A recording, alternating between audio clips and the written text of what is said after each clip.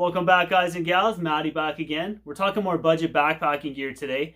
If you guys are new to the channel, my name is Matt. Welcome to Matty Outdoors. We talk a ton of hiking and backpacking here. If that interests you guys, click on the subscribe button over there. But like I said, we're talking budget backpacking gear today. And we're going to start off with this guy right here. This is a Sawyer Mini water filter. Now, this is not the water filter that I currently use, but I did use a Sawyer Mini water filter for almost 2 years. I actually used the Sawyer Mini to replace the filter that I ruined in my platypus gravity system. As you can tell, this guy is super small. The Sawyer Mini, just the filter alone, weighs about 1.5 ounces. When you buy them, they do come with this little squeeze bag. So the way you use this is you fill up this little squeeze bag, you screw it onto the end, you've got a threaded end here, and you squeeze it through. Very similar to the Catadine B-Free that I'm currently using. What I liked about the Sawyer Mini, and the reason I went with the Sawyer Mini when I picked it up, is the two little nubbies on the ends here. This setup here, this is how I used my Sawyer Mini. So I've got a 2-liter bag from my platypus gravity system and a bunch of tubing here, and then little adapter here that you can hook onto the top of your bottle for filtering.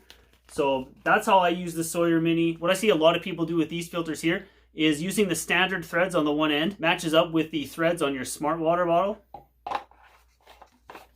Screw this guy on, good to go, filter right through there. What a lot of people will do is you put a piece of duct tape or something around one of the smart water bottles, and that becomes your dirty water. So you fill up the smart bottle and then you filter through the bottle into your clean bottle. Now granted, this guy does not have as fast a flow rate as the Catadine B-Free, and that was my primary reason for going with the Catadine B-Free. The Sawyer Mini is a bit of a slower filter, but for the price tag of about 20 bucks, that is US and Canadian. You can get these guys on Amazon. I'll put some links down below if you guys want to check those out. The filter catches everything at the 0.1 micron level, so it's the same as the B-Free and most of the MSR filters and all the other Sawyer filters. So if you're looking to replace the filter and say your platypus system, which is what I picked this up for, as opposed to spending 60 bucks on the platypus filter itself, or if you're just looking to pick up a water filter, if you're new into backpacking and you're looking to pick up a cheap, inexpensive filter, 20 bucks, Sawyer Mini, yeah, these things are pretty sweet. Because they're so cheap and so ridiculously functional and so easy to get, we got to talk about the Frog Togs rain jackets. I've been using the Frog Togs Ultralight 2 rain jackets off and on for the last couple years. The only gripe I really ever have with the Frog Togs jackets is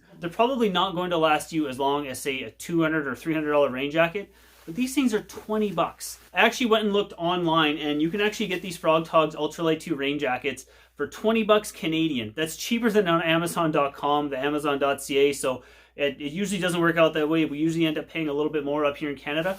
But I mean, 20 bucks for a rain jacket, to me, it's kind of a no-brainer. I could go and spend, 250 to 300 bucks and get, the super nice Outdoor Research Helium 2 that, may last me 3 to 4 years. Or, I could replace one of these every single year for 20 bucks and I'm only spending 60 bucks. They are super lightweight. This one here is the medium and it's only 4 ounces. When you're looking online and you go into Amazon and just type in Frog Togs, they're going to pump up with a whole bunch of different options. My advice to you guys, don't bother buying the full suit. The pants on these are absolutely terrible. I have personally never even been able to get a pair of the pants on without the crotch completely blowing out of them. And I am a ridiculously slim dude. I'm 5'10" and I weigh 150 pounds. And the size medium, I mean, the jacket is pretty big on me, which is kind of nice. You can layer up underneath it. Rain protection, if you're someone starting out or you're someone looking to get into more ultralight backpacking, it's tough to go wrong. I mean, with a 4-ounce rain jacket that costs you 20 bucks, to me, is kind of a no-brainer. We're going to talk about some budget shelter options. As you guys are probably aware, I am a hammock guy. Now, I have really struggled to find a budget hammock option. So if any of you guys know of a budget hammock option, my only requirements on that is it has to be an 11-foot hammock, it has to have a ridgeline, and it has to have a bug net. But if you guys have any budget hammock options, drop them in the comments down below for me. I would definitely be interested in checking something like that out.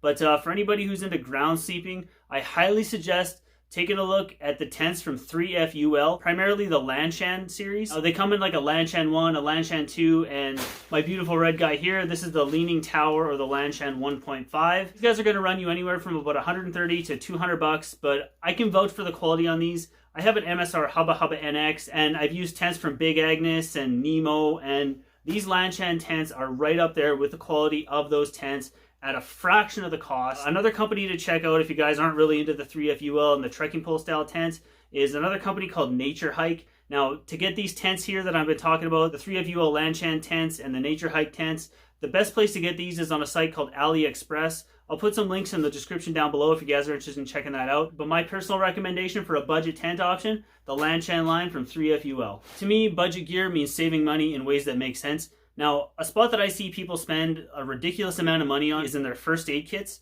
My suggestion for a first aid kit is just make your own. What I've got here is literally just a conglomeration of a whole bunch of first aid supplies that I had kicking around in my house, and I threw it in a Ziploc freezer bag. I like the Ziploc freezer bag because, for one, they're ridiculously cheap, but I can see everything that's inside my first aid kit, and I have a whole bunch of stuff like gauze and some Band-Aid and some different medical tapes and just some, like, sanitary wipes and, some gloves and stuff like that.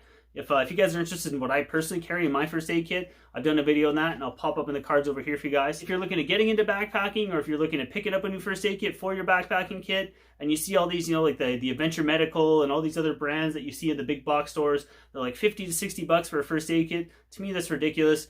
I would say everything in this first aid kit here, I have more stuff than in those Adventure Medical kits, and this thing probably cost me about 10 bucks to build. Next piece of budget gear we're going to talk about today, these guys right here. These are the Trek Z 2.0 trekking poles from Trekology. Full disclosure, I have not had these poles for all that long. I've just started testing them out. I've used them a couple times, but so far so good. I am ridiculously impressed with these trekking poles. They're the kind of the cool ones with like the little cord inside of them. I don't really know the exact terminology. I'm not really big on the terminology of trekking poles, but I'm sure somebody will tell me what type of trekking pole these are. You pull all the little sliders down and they lock into a full trekking pole, and then you've got your adjustable section here. These ones that I have here, they go from 110 to 130 centimeters. The reason I got that is 130 centimeters is the height that I set my trekking pole to when I set up my Lanshan tent. And the price on these guys is 40 bucks. I'll put a link in the description down below if you guys want to check these out. In my experience with trekking poles, I usually use Black Diamond trekking poles, and these guys here, I mean, I have leaned on these. I have no problem saying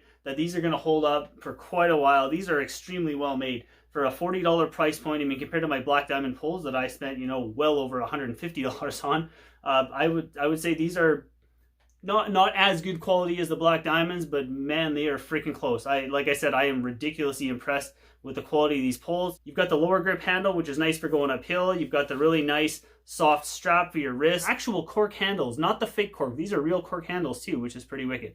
But yeah, 40 bucks for the Trekology trekking poles. I am ridiculously impressed with these. If you guys are looking for a budget trekking pole option, so far so good on the Trekology trekking poles, but I will still be testing these. But from what I've used these for so far, I have been ridiculously impressed with these poles. If you guys are looking for more budget gear options, I've done another video on budget backpacking gear, and I'll pop that up over here for you guys. But that's all I got on this one for you guys today. So as always, guys, I'm Matty. Thank you guys so dang much for watching, and I will see you guys on the next one.